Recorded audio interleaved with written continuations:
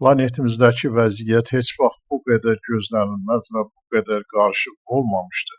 Bu fikir Armenian Report'un analitiki Razmik Akopcanyanın qələmə aldığı həyəcan verici perspektivlər, hökumətimizin bunlardan xəbəri varmı başlıqlı məqalədə yer alır. Müəllif daha sonra əsl erməni xislətinə uyğun faktları təhrif edərək yazısına belə davam edir. Düşmən mediası olsa da Azərbaycan mətbuatını oxumaq vacibdir. Bu yolla biz düşmənin bütün planlarından xəbərdar ola bilərik. Öyrənirik ki, Azərbaycan Prezidenti İlham Əliyevin Pakistana bu ay baş tutması gözlənilən rəsmi səfərə hazırlıq gedir. Gözlənilən bu səfərin mühüm detalları var. Belə ki, Pakistanın İngilis dilli Business Reporter nəşrinin məlumatına görə, səfər zamanı iki ölkə arasında bir sıra strateji sazişlər imzalanacaq. Onların infrastruktur, enerji və müdafiə kimi sahələri əhatə edəcəyi bildirilir. Azərbaycanın Pakistanda 2 milyard dollardan çox investisiya layihələrindən artıq xəbərimiz var. Məbləğ mühümdür və təsir edicidir. Bu təbii ki, Pakistanın Azərbaycana qarşı xüsusi isti münasibətini özündə əks etdirir. Əslində biz bunu 44 günlük müharibə zamanı da görmüşük. Təəssüf ki, İmran Xanın həbsinə baxmayaraq, Pakistan dövləti indiyədək dünya ictimaiyyətindən heç bir kəskin qınaq almayıb. Beləliklə biz Azərbaycanın silahlanmasının növbəti mərhələsinə şahidlik edirik. Bildirilir ki, Əliyevin İslamabada hazırki səfəri zamanı JF-17 Blok 3 qırıcılarının alınması planlaşdırılır. Pakistan əvvəlcə JF-17 qırıcılarının daha əvvəlki versiyasını təklif edib, lakin Azərbaycan bu təyyarələrin köhnəldiyini önə çəkərək onların modelləşdirilmiş Blok 3 versiyasına maraq göstərib. Hansı ki, Pakistan bu təyyarənin ilk alıcısı olub və sonra iki ölkə, Pakistan və Çin birgə qırıcı istehsalına başlayıb.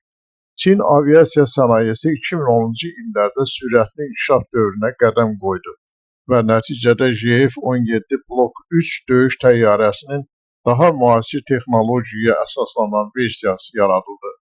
Burada Rusiyanın MiG-29 RD-33 mühərrikinin yüksək dərəcədə təkmilləşdirilmiş versiyasından istifadə edilib.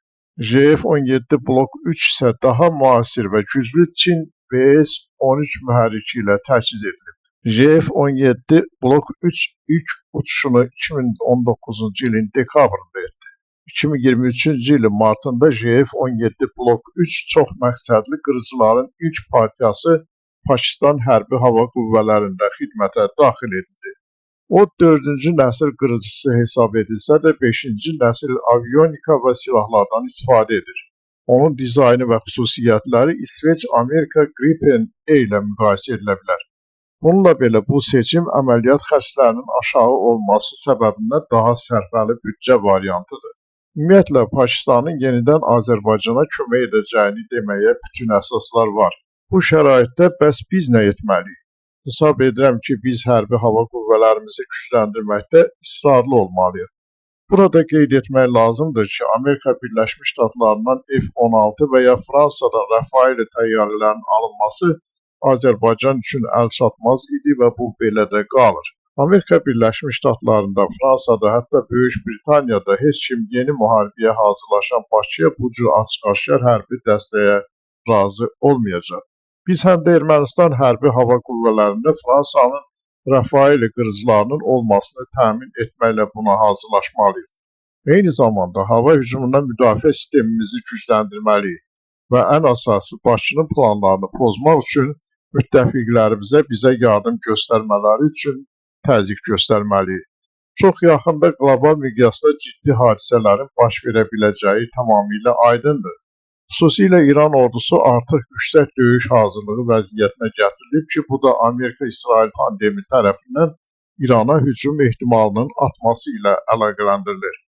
Hadisələrin bu cür inkişaf edəcəyi təqdirdə Bakının bu məqamdan yararlanmağa və Sünniki, yəni Zəngəzuru ələ keçirmək üçün çoxdankı planlarını həyata keçirməyə çalışacağını deməyə bütün əsaslar var.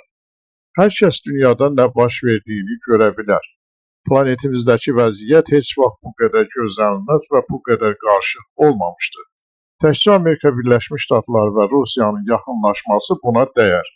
Yeri gəlmişkən Vaşinqton və Moskva düşmənin Süniklə bağlı planlarına qarşı olmaya da bilər. İsrail isə şübhəsiz ki, Azərbaycana silah satmaqla yanaşı hadisələrin belə inkişafının tərəfdarıdır.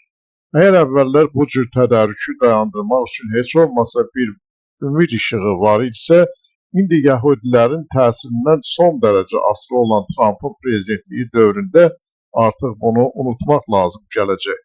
Göründüyü kimi vəziyyət çox həyəcanlıdır. Amma mən hesab edirəm ki, problemləri ört-basdır etməkdənsə bu barədə məlumat vermək daha yaxşıdır.